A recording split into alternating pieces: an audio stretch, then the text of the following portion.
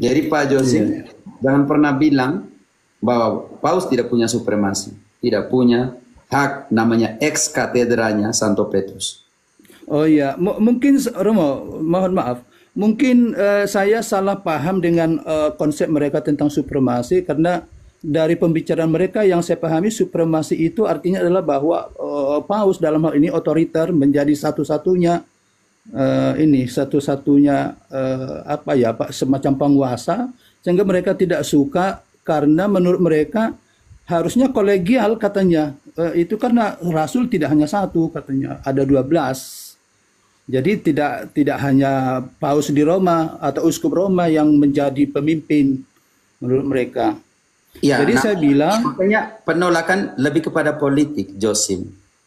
iya, iya, Karena pengaruh politik, tidak ada pengaruh dalam keputusan gereja. Mereka tahu kok. Ketika Petrus bilang, iya, saya pilih dari antara kalian, apakah di situ Andreas protes kepada Petrus sebagai saudaranya? Dia protes waktu itu. iya, iya, Tidak, yang tadi dalam kisah 15 ayat 7, Andreas protes, siapa iya, bilang lu yang dipilih? iya, Paulus yang baru masuk protes pada saat itu, Matias yang baru dipilih protes, siapa bilang lu paling penting? iya, Siapa bilang lu yang dipilih? Mereka protes pada saat itu.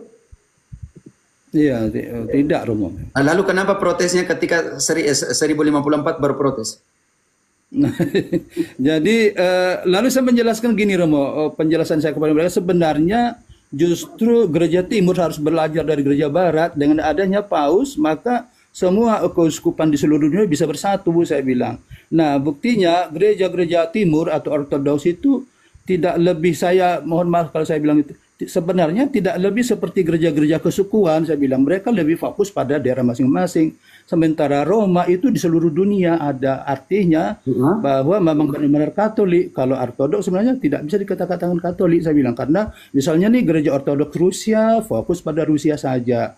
Ortodoks apa itu Yunani fokus pada Yunani saja. Apa bedanya dengan Protestan yang denominasi itu saya bilang Benar begitu sekali. Romo.